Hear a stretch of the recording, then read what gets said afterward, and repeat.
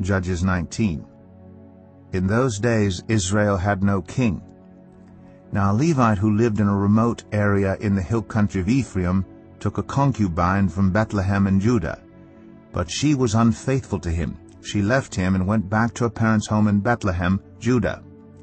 After she had been there 4 months, her husband went to her to persuade her to return. He had with him his servant and 2 donkeys. She took him into her parents' home, and when her father saw him, he gladly welcomed him. His father-in-law, the woman's father, prevailed on him to stay, so he remained with him 3 days, eating and drinking and sleeping there. On the 4th day they got up early, and he prepared to leave. But the woman's father said to his son-in-law, "Refresh yourself with something to eat, then you can go." So the 2 of them sat down to eat and drink together. Afterward the woman's father said, "Please stay tonight and enjoy yourself." And when the man got up to go, his father-in-law persuaded him, so he stayed there that night. On the morning of the 5th day, when he rose to go, the woman's father said, "Refresh yourself, wait till afternoon." So the 2 of them ate together. Then when the man, with his concubine and his servant, got up to leave, his father-in-law, the woman's father, said, "Now look, it's almost evening. Spend the night here. The day is nearly over. Stay and enjoy yourself. Early tomorrow morning you can get up and be on your way home."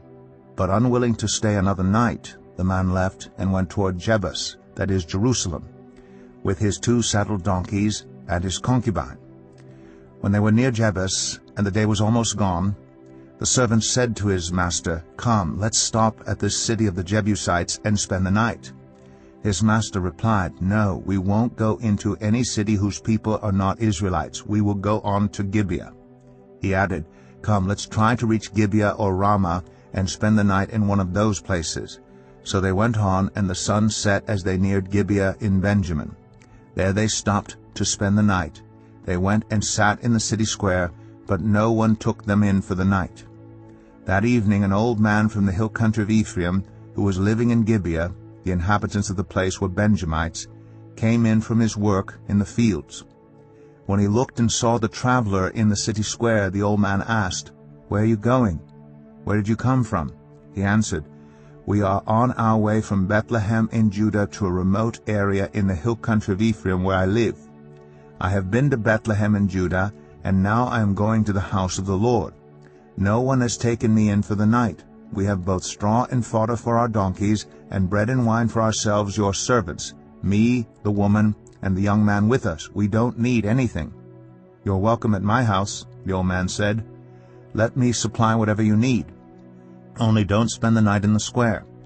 So he took him into his house and fed his donkeys. After they had washed their feet, they had something to eat and drink. While they were enjoying themselves, some of the wicked men of the city surrounded the house, pounding on the door. They shouted to the old man who owned the house, "Bring out the man who came to your house so that we can have sex with him." The owner of the house went outside and said to them, "No, my friends, don't be so vile. Since this man is my guest, don't do this outrageous thing. Look, here is my virgin daughter and his concubine. I will bring them out to you now, and you can use them and do to them whatever you wish. But as for this man, don't do such an outrageous thing." But the men would not listen to him.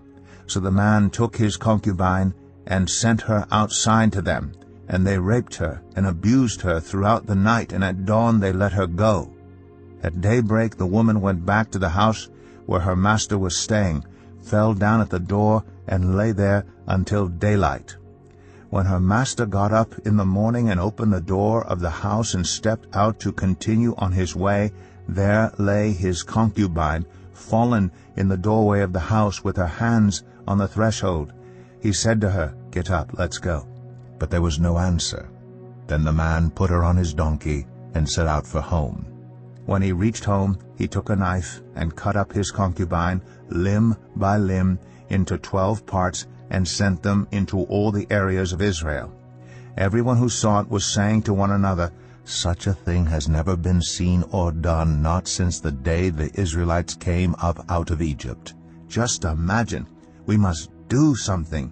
So speak.